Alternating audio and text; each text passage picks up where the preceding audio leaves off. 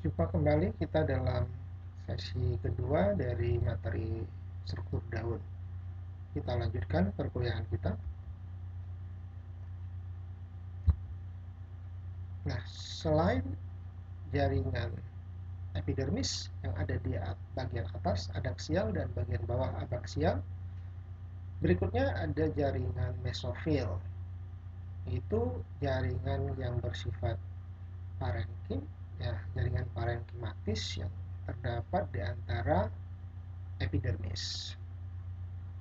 Jaringan ini berdiferensiasi membentuk jaringan fotosintetik yang mengandung klorofil. Jadi paling banyak klorofilnya itu terdapat dalam jaringan mesofil, baik pada jaringan palisade maupun pada jaringan bunga karang. Jadi mesofil ini terbagi dua, yaitu palisade atau jaringan tiang. Ini bentuknya seperti tiang, umumnya satu lapis, tapi bisa dua lapis, dan umumnya di bagian atas, tetapi pada kasus daun tertentu ada di bagian atas maupun di bagian bawah. Bahkan hampir seluruh permukaan daunnya itu diisi oleh palisade. Tetapi yang umum adalah seperti ini. Nah, sel palisade atau jaringan palisade ini memanjang berbentuk batang, tersusun dalam barisan-barisan tegak lurus ke permukaan daun. Terdiri atas satu atau beberapa lapis yang mengandung klorofil. Kemudian terspesialisasi untuk meningkatkan efisiensi fotosintesis. Jadi kenapa bentuknya seperti ini adalah untuk meningkatkan laju fotosintesis. Terdapat di bawah epidermis, ya, pada sisi adaksial maupun sisi sekali-sekali ada pada sisi bagian bawah. Kemudian pada kasus tumbuhan yang hidup di daerah kering atau tumbuhan xerofit ini yang terdapat palisade di kedua sisinya.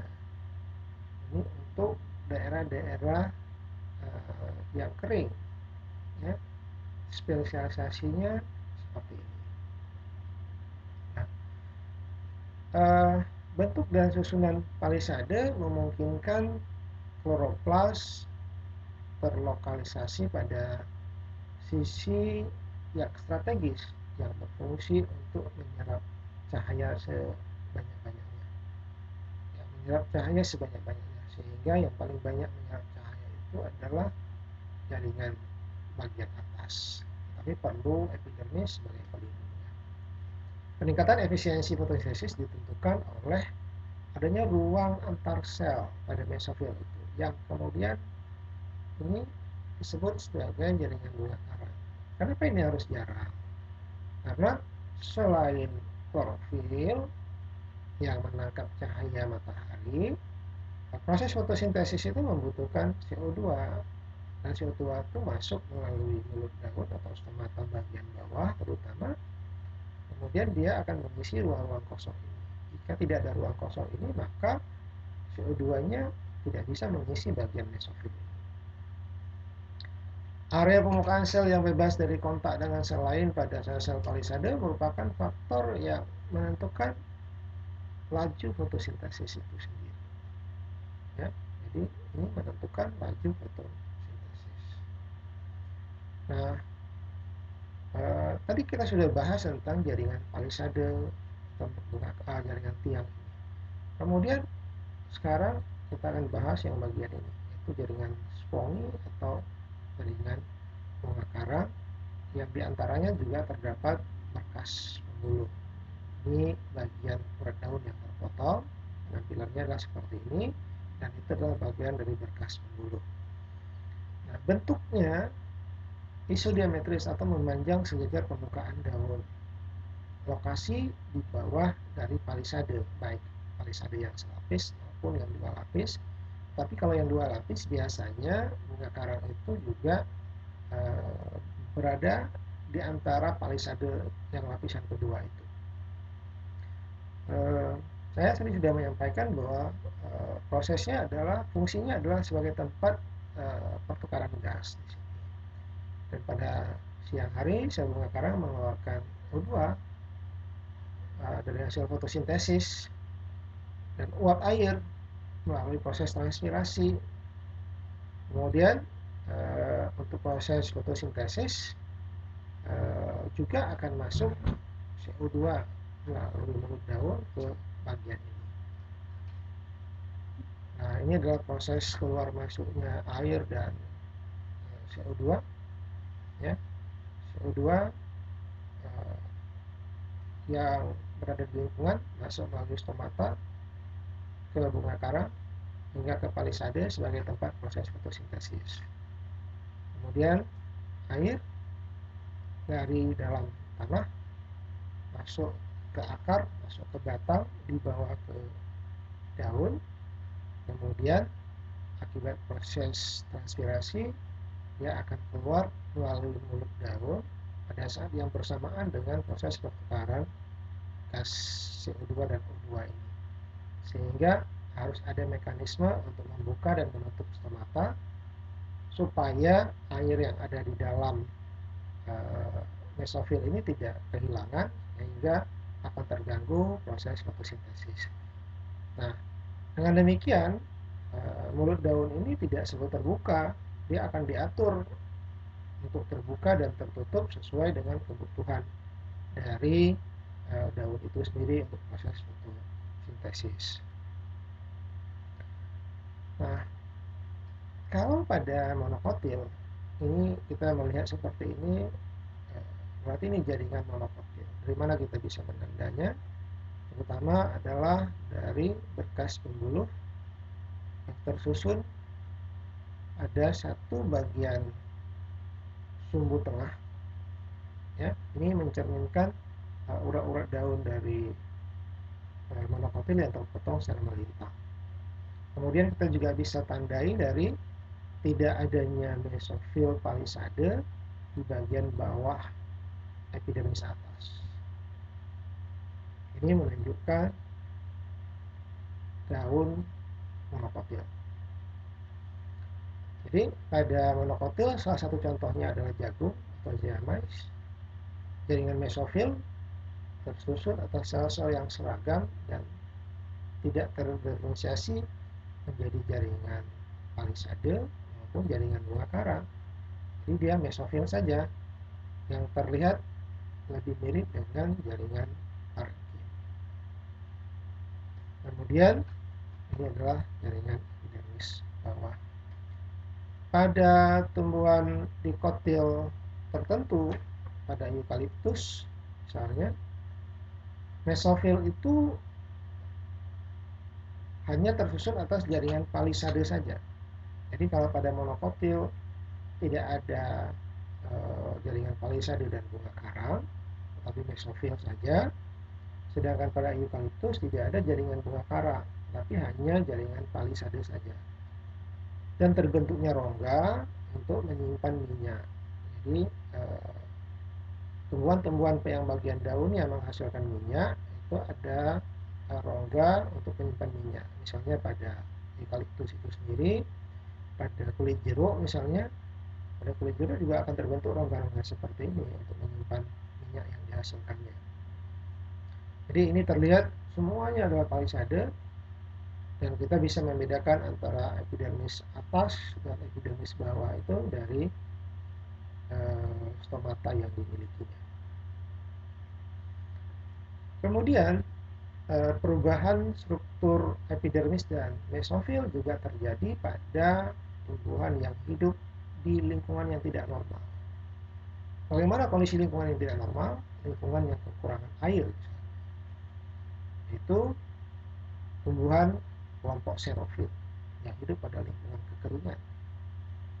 Bagaimana bentuk perubahan epidermis dan mesofilnya? Yang pertama yang berubah adalah daunnya. Ukuran daun mengecil, sehingga akan menyebabkan perubahan struktur di dalamnya. Ukuran sel-selnya juga akan mengecil. Ukuran ketebalan dinding sel juga akan berubah menjadi lebih tebal dan rapat untuk menghindari proses penguapan yang begitu kuat di daerah yang kering. Kemudian stomata juga mengalami modifikasi. Umumnya stomata berada di bagian permukaan bawah sejajar, tetapi pada kondisi tempat-tempat kering, stomatanya tersembunyi di bagian dalam dari jaringan bunga karang. Apa tujuannya? Tujuannya adalah juga untuk mengurangi penguapan. Jadi di bagian atas ini dilapisi oleh epidermis yang lebih dari satu lapis, ditambah dengan lapisan lilin. Kemudian di bagian bawah stomatanya juga disembunyikan, sehingga proses pelepasan air itu seminimal mungkin. Dengan demikian, tumbuhan yang hidup di wilayah kering itu akan bisa selamat. Ini adalah mekanisme yang dilakukan oleh tumbuh-tumbuhan yang hidup di daerah kering. Kemudian jaringan palisade umumnya lebih dari satu lapisan sel. Ya, berarti hubungan palisade ini untuk proses fotosintesis, meningkatkan proses fotosintesis sehingga tercukupnya kebutuhan untuk proses perkembangan dari tumbuhan itu sendiri. Ini kita lihat stomata yang menjorok ke dalam, yang seperti ini diberi nama dengan tipe cryptopor. Nah, pada permukaan daun terdapat kutikula. Ya. Jadi selain dari epidermis, adanya kutikula untuk menambah lapisan sehingga seminimal mungkin akan bisa melepaskan air akibat proses pemanasan sehingga transpirasinya itu bisa dikendalikan. Kemudian mekanisme yang lain karena kekurangan air di daerah ini, maka tumbuhan itu akan memanfaatkan air sebanyak-banyaknya pada saat tersedianya air, yaitu pada saat turun hujan, dan akan menyimpan di dalam sel-selnya. Mekanisme seperti ini dilakukan dengan cara mengubah tubuhnya menjadi tumbuhan berair. Jadi tumbuhan ini disebut dengan tumbuhan sukulen karena parenkinnya banyak diubah untuk menyimpan air. Jadi ditambah jumlah sel parenkinnya, kemudian difungsikan untuk menyimpan air yang bisa digunakan selama air tidak tersedia. Dan berikutnya adalah untuk kasus tumbuhan yang berdaun jarum atau gymnosperme atau Pinophyta, kita tahu bahwa tumbuhan daun jarum daunnya berubah menjadi berbentuk jarum yang jumlah helaiannya dalam satu tangkai itu bergantung kepada jenis spesies. Kalau di Indonesia, Pinus mercusi umumnya satu tangkai terdiri dari 2 helaian daun, tapi di belahan dunia yang lain, misalnya di Australia, itu bisa lebih dari 2 helaian daun. Struktur daun untuk tumbuhan jarum ini menyerupai daun seromorf, ya, menyerupai daun seromorf. Konifer hidup dominan pada kondisi yang mengalami musim dingin yang panjang dan musim panas yang kering, sehingga kondisi itu merupakan kondisi tidak ideal atau kondisi cekaman terhadap tumbuhan, sehingga tumbuhan harus memiliki mekanisme tertentu untuk menyesuaikan diri dengan kondisi cekaman tersebut, sehingga daun gymnospermia itu membentuk struktur yang khas, ya, memiliki jaringan transfusi dan mengelilingi jaringan pembuluh. Jaringan transfusi itu mengelilingi jaringan pembuluh. Kita lihat ini adalah berkas pembuluh xilem dan phloem. Xilem yang rongganya lebih besar dan phloem. Ini xilem dan ini phloem. Dikelilingi oleh jaringan transfusi dan dibatasi oleh jaringan endodermis. Endodermis biasanya hadir pada organ akar, tetapi pada daun gymnosperme, endodermis juga hadir pada bagian daun untuk membatasi berkas pembuluh dengan bagian di luarnya. Struktur dari transfusi tisu ini atau jaringan transfusi ini adalah trakeit, parenkim, dan sel albumin.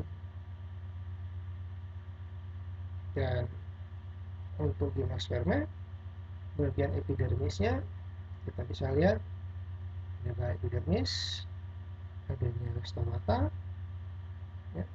Kemudian ini adanya klorenkim, ya parenkim yang berfungsi untuk proses fotosintesis.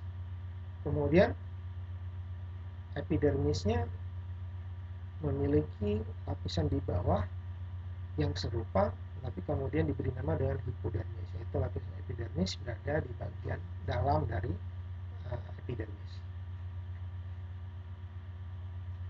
Dan lapisan terluarnya memiliki kutikula. Lapisan terluarnya memiliki kutikula untuk mengurangi proses penguapan.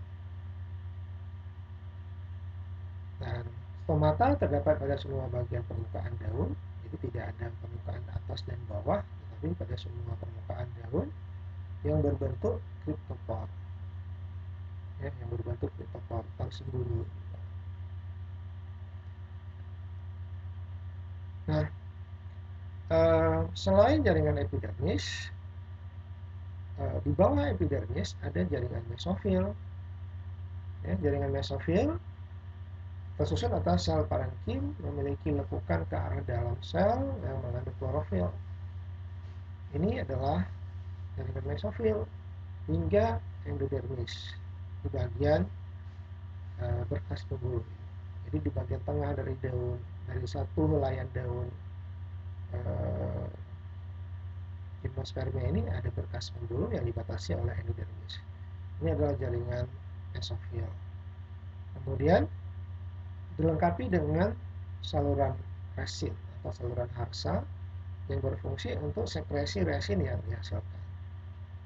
Nah, kemudian di bagian tengah ini ada berkas pembuluh yang dilindungi oleh endodermis. Terdapat pada bagian tengah daun, ya.